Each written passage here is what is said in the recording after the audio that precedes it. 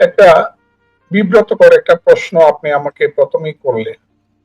জামাতকে আমি কোনো সময় মানুষের কোনো মানুষের দল কোনো সময় মনে করি না,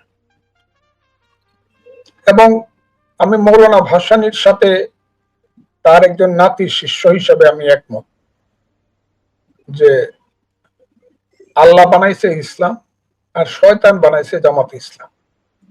আমার চেয়ে বোধহয় কেউ এত বেশি বলে না। এদের চেয়ে খারাপ, এদের চেয়ে মুনাফেক, এদের চেয়ে শয়তানের দোস্ত, এদের চেয়ে দেশদ্রোহী, ৭১ থেকে ধরে যাই বলেন, এই ধরনের এদের চেয়ে মুনাফেক কোন রাজনৈতিক দল হইতে পারে বলে আমার মনে হয় না। ৫ই আগস্টের পরে তাদের চেহারাটা একদম কুৎসিত ভাবে উন্মোচিত হয়েছে। ৫ই আগস্টের পরে, এর আগে আমিও এতটা বুঝতে পারতাম না, কিন্তু আমি ৫ই আগস্টের পরে এদের চেহারাটা সাংঘাতিক ভাবে মানুষের কাছে কুৎসিত হিসাবে ধরা পড়েছে। আমি এদেরকে মনে করি না যে এরা কোনো সভ্য জাতীয় মানুষ বা এরা কোনো মানে সুস্থ মানুষ, সামাজিক মানুষ, এটা মনে করি। এরা হলো এই সমাজ থেকে যা হোক, তবু একটা চক্রান্তের ষড়যন্ত্রের মাধ্যমে আমাদের নিজস্ব রাজনীতির ভুলের কারণে, বাংলাদেশের নিজস্ব রাজনীতির ভুলের কারণে এই ধরনের একটা অপশক্তি, যাদের পিতার নাম হইল পাকিস্তান জামাতে ইসলাম, জামাত ইসলামী পাকিস্তান, যারা পাকিস্তানে কোনো পার্লামেন্টে তেমন কোনো সিট কোনোদিন পায় নাই, তাদেরকে কেউ পুষেও না, কিন্তু তাদের এই রেখে যাওয়া সন্তানেরা, ৭১-এ রেখে যাওয়া সন্তানেরা আজকে এই দেশে ৬৮টা সিট পায়। এইটা কেন পায়, কি কারণে পায় আমি জানি না, তবে জীবনে আর কোনোদিন পাবে বলে মনে হয় না। যদি পায় তাহলে আমার রাজনীতি ভুল হবে। এটা সমস্তই চক্রান্তের অংশ। আর এদের যে চরিত্র, এই যে লোকটি নিজেকে দাবি করে মুক্তিযোদ্ধা, আমি কিন্তু চ্যালেঞ্জ করছি পার্লামেন্টে, এ কিসের মুক্তিযুদ্ধ, এলে মহা অপরাধী। যদি সে মুক্তিযোদ্ধা না, আবারও আমি বলছি সে মুক্তিযোদ্ধা না, আবারও আমি বলছি সে মুক্তিযোদ্ধা না, সে প্রমাণ করুক সে মুক্তিযোদ্ধা। জামুকা থেকে প্রমাণ করুক, জামুকা থেকে। জামুকা তো এখন তো বিএনপির, এটা তো আওয়ামী লীগের না। এবং জামুকার সদস্যরা সবাই হলো খুব নিউট্রাল ভাবে সবকিছু এখন দেখেন। প্রমাণ করুক যে সে মুক্তিযোদ্ধা, কোথাকার মুক্তিযোদ্ধা। এই দেশে তো মুক্তিযোদ্ধা অনেকেই দাবি করে, কাজে আমি বলতেও পারবে না যে কোন এলাকায় গিয়ে ট্রেনিং নিছে। মুক্তিযোদ্ধার প্রথম ক্রাইটেরিয়া হলো কিছু ব্যতিক্রম বাদে, সবকিছুর ব্যতিক্রম থাকে। এই ধরো প্রথমেই ক্রাইটেরিয়া হলো তুমি কোথায় ট্রেনিং দিচ্ছ, ইন্ডিয়ার কোন সেন্টারে, কোন সেক্টরে যুদ্ধ করছে। আমি না করছি যে সে মুক্তিযোদ্ধা হইতে পারে না, সে যেভাবে কথা বলে, এবং তার কথার উপরেই কিন্তু আমি পার্লামেন্টে একটা বক্তৃতা করছি। সে আমার বক্তৃতার আগের দিন সে বলছিল যে সাতক্ষীরাতে একজন ডিসি গেছে, একজন মহিলা ডিসি, সে কি ধরনের ডিসি, পর্দা কুশিদা কিছু করে না। সে বলে সাতক্ষীরাতে সাংস্কৃতিক কোনো নাই, আন্দোলন নাই, সাংস্কৃতিক কোনো মানে নাই, সাংস্কৃতিক কোনো কর্মকাণ্ড নাই। মানে সংস্কৃতি আবার কি, যে সংস্কৃতির কথা বলে তাকে সাতক্ষীরাতে রাখা যাবে না। এর পরের দিনে আমি কিন্তু উত্তরে বলছিলাম যে সংস্কৃতি বিশ্বাস করে না সে সভ্য না, যে জাতির জীবনে সংস্কৃতি নাই সে অসভ্য জাতি। ওইটা কিন্তু ওর কথার উপরে বলছিলাম। সেই যে মহিলা মাথায়, মহিলা মাথায় কাপড় দেয় না, সেই লোকটির আজকের আমি আর বেশি আগাবো না। সেই লোকটির যা একজন আমার নাতনি সমা, একজন অসহায় মেয়ের প্রতি যে আচরণ, মানুষ দেখলো, সবাই দেখলো, ও তো পশু, ও তো অমানুষ। এবং তার ক্যারেক্টারের সমসাময়িক ক্যারেক্টারের জামাতের সবার, এটা আমার ধারণা। এবং আমি প্রমাণ করতে পারবো অনেককেই এরা এরকমই। কথাটা বুঝেন, মাদ্রাসাগুলোর দিকে তাকায় দেখেন এখন কি হচ্ছে। তাই যে একটা দিয়ে মাদ্রাসা, অমুক মাদ্রাসা, তমুক মাদ্রাসা, এই সব কিছু মিলা টিলা, এদের চরিত্রের যে গুণাবলী, এগুলা কইয়া শেষ করা যায় না। কাজে আমি মনে করবো যে জামাত তাকে বাইর করে দিয়া নিজেদের পাপ কিছুটা স্খলন করার চেষ্টা করছে। ভবিষ্যতে সেটা দেখা দিবে তারা মানুষকে ধোঁকা দিচ্ছে নাকি সঠিকভাবে বহিষ্কার করছে। তবে আমি মনে করি এই লোকটি যদি আরো কিছুদিন পৃথিবীতে বেঁচে থাকে, সে যদি মানুষের ঘরে জন্ম নিয়ে থাকে, তার আর পার্লামেন্টে মুখ দেখানো ঠিক না, আর পার্লামেন্টও তাকে আর গ্রহণ করা ঠিক না। কারণ এই লোকটি পার্লামেন্টে থাকলে দুর্গন্ধ ছড়াবে এবং সারা পৃথিবীর মানুষ চায় দেখবে এইখানে একজন দর্শক বসে আছে, একদম বাস্তব জলজ্যান্ত দর্শক পার্লামেন্টে বসে আছে, এবং দুর্ভাগ্যক্রমে আমার সিটের থেকে তার সিটের দূরত্ব মাত্র 5 ফুট। বিপদটা ওই জায়গা। একটু বন্ধ করো।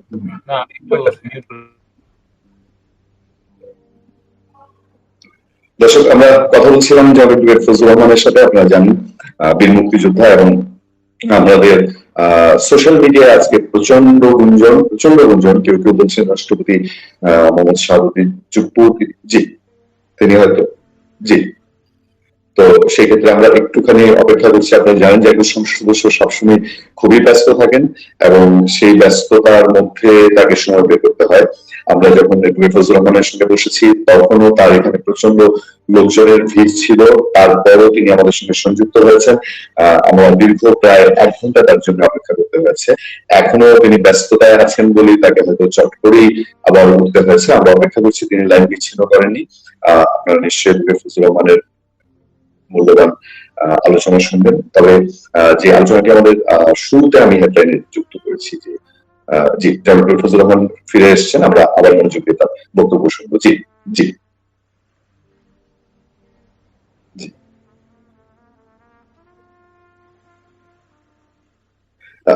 মিউট হয়ে গেছে। আমি দিচ্ছি, এখন শুনতে পাচ্ছেন? এখন শুনতে পাচ্ছি, জি। আচ্ছা, দ্বিতীয় প্রশ্নটা বোধহয় আপনার ছিল যে রাষ্ট্রপতি কি বলছিলেন, মহামান্য আমি এই প্রসঙ্গে আরেকটু জানতে চাই। সেটা হলো যে আপনি একজন দীর্ঘ আপনার আইনি ক্যারিয়ার এবং সংবিধান সম্পর্কে আপনি জানেন। এই ধরনের ক্ষেত্রে বাংলাদেশের আইনে একজন এমপির ক্ষেত্রে কি হয় পরবর্তীতে? তিনি কি সংসদ সদস্য থাকতে পারেন নাকি থাকতে পারেন না? আমাদের আইন কি বলে আমি একটু দর্শকদের জন্য জানতে চাই। আপনাকে বলে ফেলছি আমি, নৈতিক স্খলন জনিত কারণে উনার তো এটা থাকার কথা না, উনি তো নৈতিক স্খলন করছেন। শুধু এমপি না, উনার তো শাস্তি হওয়া উচিত আইনগতভাবে, পেনাল কোডেও। আচ্ছা, জি। আমি আজকে আমরা সন্ধ্যার পর থেকে সোশ্যাল মিডিয়ায় খুব সয়লাব। কেউ কেউ বলছেন রাষ্ট্রপতি মোহাম্মদ শাহাবুদ্দিন তিনি পদত্যাগ করে ফেলেছেন, কেউ কেউ বলছেন আগামী শুক্রবার তিনি পদত্যাগ করবেন, এবং নতুন রাষ্ট্রপতি নিয়েও সোশ্যাল মিডিয়ায় আলোচনা যে নাসিমুল গনি যিনি মন্ত্রী পরিষদ সচিব তিনি রাষ্ট্রপতি হতে যাচ্ছেন। আমি একটু জানতে চাই, আপনি সরকারি দলের সিনিয়র একজন সদস্য, আপনার কাছে এই ধরনের কোনো ইনফরমেশন আছে কিনা, এবং রাষ্ট্রপতির পদত্যাগের প্রেক্ষাপট তৈরি হয়েছে কিনা? আপনাকে অসংখ্য ধন্যবাদ। প্রশ্নটা জাতীয়, আর আমি জাতীয় রাজনীতি করি, আর আমি সরকারি দল হিসাবে না, এমপি হিসাবে নয়, ফজলুর রহমান হিসাবে, রাজনীতিবিদ হিসাবে উত্তরটা দিতে চাই। রাষ্ট্রপতি জনাব মোহাম্মদ শাহাবুদ্দিন, আমি ওনাকে দীর্ঘদিন যাবৎ চিনি। যদি বলেন কবে থেকে, আমি বলবো 71 থেকে। 1971 সনে আমরা একসাথে দেরাদুনের ট্রেনিং করছি, তান্ডুয়াতে, পাবনা এবং কিশোরগঞ্জ, মানে ময়মনসিংহ। পাবনা এবং ময়মনসিংহ এর ট্রেনিংটা একসাথে করছি। আমি তখন থেকে তাকে, পাবনার অনেকেই চিনি, ওনাকেও চিনি। উনি একটা পর্যায়ে চাকরিতে চলে গেলেন, উনি 75 পর্যন্ত সঠিকভাবে পলিটিক্স করে চাকরিতে চলে গেলেন, এবং উনি বিচারক হিসাবে চাকরি করলেন। তারপরে অন্যান্য চাকরিও করেছেন। কিন্তু আমি যতটুকু তাকে চিনি, দোষ ত্রুটি প্রত্যেক মানুষেরই থাকে। মানুষ হিসাবে এর চেয়ে খুব মানে পরিষ্কার মানুষ বাংলাদেশে খুব বেশি আছে, এটা ঠিক না।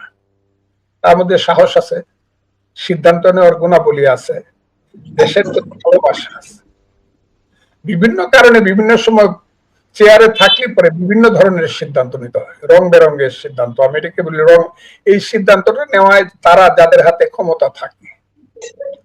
কাজেই এর বাইরে যে চিন্তা করেন, মহামান্য রাষ্ট্রপতি জনাব মোহাম্মদ শাহাবুদ্দিন, উনি কিন্তু সাহসী মানুষ এবং সঠিক মানুষ। দেখেন, ইউনূসের মতো একটা ক্রিমিনাল সরকারের সাথেও কিন্তু সে 1.5 বছর রয়েছে, ক্রিমিনাল, এবং তার বাসায় এটা মানে তার বঙ্গভবন এটা করাইছে, কত কিছু করাইছে, ছবি নামাইছে, কত কিছু। তখন কিন্তু তুমি ভয়ে পদত্যাগ করেননি। পদত্যাগ করলে পরে কিন্তু এই দেশটা পাকিস্তানের দিকে আরো এক ধাপ আগায় যাইত। এখন বিএনপি ক্ষমতায় এসেছে, সেটাও 4 মাসের উপরে চলে গেছে। মনেই করতে পারে যে তাদের নিজস্ব একজন রাষ্ট্রপতি প্রয়োজন। তারা আওয়ামী লীগ আমরা রাষ্ট্রপতিকে বা আওয়ামী লীগ পার্লামেন্টের রাষ্ট্রপতিকে তারা যে রাষ্ট্রপতি 18 সনের পার্লামেন্ট দ্বারা নির্বাচিত নাও রাখতে পারে, এটা বিএনপির সিদ্ধান্ত। এবং আমার দল সিদ্ধান্ত নিলে আমি এর বাইরে যাব কেন? আমি তো এর বাইরে যাব না। কিন্তু একটা কথা বলি, কি বললেন, কি গণি না শুনছি উনি হলেন বাংলাদেশের সর্বোচ্চ আমলা। এটা আমি শার্টটা পরছি না, এটা পুরা আমার শার্টের নিচে একটা গেঞ্জি আছে, এটা নতুন, এবং একজনে খুব দামি একটা গেঞ্জি দিছে, শার্টের চেয়ে দামি বেশি। কিন্তু গেঞ্জি কোনো সময় শার্টের উপরে মানুষ পরে না, পরলে বেকল করে, তাহলে পাগল করে। আমলা সে যত বড়ই হোক, সে রাজনীতিবিদের উপরে না। আমলা তাকে আমি অনার করি জ্ঞানের জন্য, গুণের জন্য, বিসিএস পরীক্ষা সিএসপি অনার করব, কিন্তু তার দীর্ঘদিনের যে চাকরি জীবনের যে প্রসিডিউরটা, সেই প্রসিডিউরটা তাকে শিখাইছে আদেশ পালন করা, আদেশ দান করা নয়। যে সারা জীবন আদেশ পালন করছে, yes sir, no sir, very good sir, সে যত উপরের চেয়ারেই বসুক, সে আর বলতে পারবে না এই আমি আদেশ দিলাম। আদেশ দিতে পারে একমাত্র রাজনীতিবিদ, যে দেশের জন্য সবকিছু করছে। আমলা তার আমলাতন্ত্রকে আদেশ দিতে পারে, আমলা নিচের আমলাদেরকে জুনিয়র, কিন্তু আমলা পাবলিককে আদেশ দেওয়ার মতো তার মরালিটি সৃষ্টি হয়নি। আমি জানি না দল কাকে করবে, উনাকে করতে পারে, কিন্তু আমি ব্যক্তিগতভাবে চাই না একজন আমলা দেশ সম্পর্কে যার কোনো ধরনের পথঘাট বলেন, দেশের মানুষের মানসিকতা বলেন, দেশের মানুষের ইতিহাস বলেন, যত কিছু আছে মানুষের জীবন যৌবনের সঙ্গে যুক্ত, মানুষের জীবন ধারার সঙ্গে যুক্ত, তার সঙ্গে যার একদিনের পরিচয় হয় না, আমলা হিসাবে হয়েছে, কিন্তু নেতা হিসাবে হয় নাই। নেতা ছাড়া, রাজনীতিবিদ ছাড়া মানুষের সাথে পরিচয় হয় না। খেতেরাই কোথায় কোথায় বসে ঘাস কাটে, কোথায় কেওয়া ঘাট, এইগুলা যারা চিনে না, মানুষের দুঃখ কি, দুর্দশা কি, পৃথিবীর সঙ্গে একটা রাষ্ট্রের সম্পর্ক কি, বাংলাদেশ কিভাবে সৃষ্টি হয়েছিল, আমরা তো প্রত্যেক আমলার ইতিহাস জানি।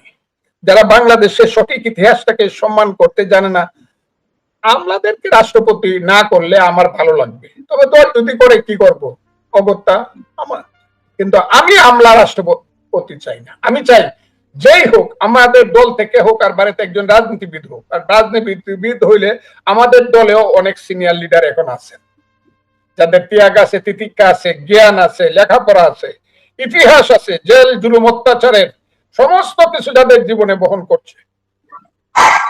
আমাদের দলে বহুত মানুষ আছে এরকম, বিএনপিতে আছে। কাজেই সবকিছু বাদ দিয়ে একজন ওই আমলাকে আইনা যে সারা জীবন yes sir, no sir, very good sir করছে, আমি বুঝি না। আমি কোন আমলাকে মনে করি না একজন রাজনীতিবিদের সময়।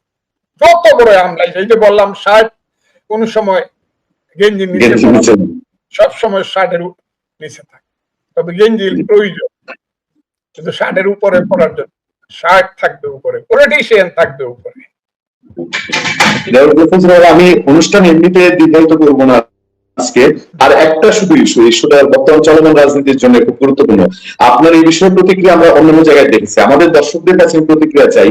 আওয়ামী লীগ সভাপতি এবং সাবেক প্রধানমন্ত্রী শেখ হাসিনা রয়টার্স ইন্টারভিউতে বলেছেন তিনি ডিসেম্বরে দেশে ফিরতে চান, ফিরবেন এবং তার দলবল সহ ফিরবেন।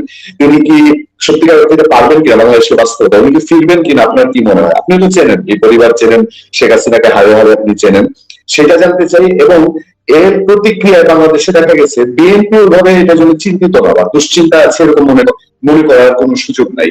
কিন্তু জুলাইয়ে যারা আন্দোলনে জড়িত বলে এখন যারা দাবি করে, যারা মত করেছে, তৌহিদি চরমগ্রামে রাস্তা নেমেছে, এদের অ্যাটিটিউড দেখলে মনে হয় যে শেখ হাসিনা না আসলে ভালো হয়। এই সার্বিক ব্যাপারে আপনার একটু মন্তব্য আমি চাচ্ছি। আমি এইটাতেই আজকের অনুষ্ঠান শেষ করবো। আর কি করতে পারছে শেখ হাসিনা আমি জানি না। এই 2 বছরে তো একটা জিনিস করতে পারছে, এই যে বিবিসির সঙ্গে একটা সাক্ষাৎকার দিয়া একটা আওলা জাওলা লাগাই দিছে দেশটার মধ্যে।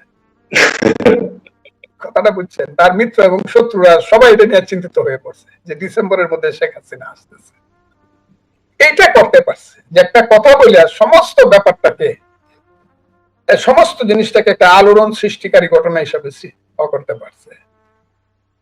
এটা শেখ হাসিনাকে আমি কি বলবো যে এটা একটা বুদ্ধিমতির মতো, অন্য কথাবার্তা যেরকমই বলো, কিন্তু আসবো আমি কথাটা বইলা একটা আলোড়ন সৃষ্টি করছে। কিন্তু আমার ধারণা দেশ যদি তারেক রহমানের নেতৃত্বে এখন যেমন চলছে, যতটুকু চলছে, এটুকু চললেও শেখ হাসিনার আসতে কষ্ট। কারণ শেখ হাসিনা সরকারের যারা ছিল হাইব্রিড মন্ত্রী টন্ত্রী যারা ছিল ওইগুলো আমি নাইবা বললাম। শেখ হাসিনাকে যদি আসতে হয় তাইলে শুধু হাইটা আইসা পড়বে, ওই যে বলে যে পদ্মা সেতুর উপর পাড়ায় আইসা পড়বে যশোর দিয়া, এইগুলো কথা মানুষ গল্প বানায়, এইগুলো দিয়ে ভালো সিনেমা হবে। তাকে আসতে হইলে দেশ বিদেশের সমর্থন লাগবে। জনসমর্থন কার কতটুকু আছে সেটাতে যদি আমি নাও যাই, বাংলাদেশের ভিতরে বাহিরের যে শক্তিগুলো আছে, আমার জন্মের বেদনার পক্ষে বিপক্ষে যারা জড়িত ছিল, বাংলাদেশের জন্মের বেদনার সঙ্গে যারা পক্ষে বিপক্ষে জড়িত ছিল, তাদের একটা কাজ এখানে আছে। সেই কাজটা কোন পক্ষে হবে, কিভাবে হবে, এইটার উপরে নির্ভর করবে শেখ হাসিনা দেশে আসতে পারবে। আর সাবজেক্টিভ কন্ডিশন বলতেছে বোধ হয় না, কিন্তু অবজেক্টিভ কন্ডিশন কি হবে এটা আমি বলতে পারবো না। কারণ আমি দেখলাম জাতিসংঘ ইতিমধ্যে বলে দিছে যে বিচারটা নাকি সঠিক হয় নাই শেখ হাসিনার। আমি দেখছি একটা যদি কতটুকু সত্য আমি জানি না। হ্যাঁ, জাতিসংঘে এই অভিমতটা পোষণ করে যে বিচারটা নাকি সঠিক হয়নি। এরকম যদি জাতিসংঘ, America, India, Soviet, Russia, China মনে করে, এবং এই কথাগুলো যদি, এই মতামতটা, এই অভিমতটা যদি শেখ হাসিনার পক্ষে যায়,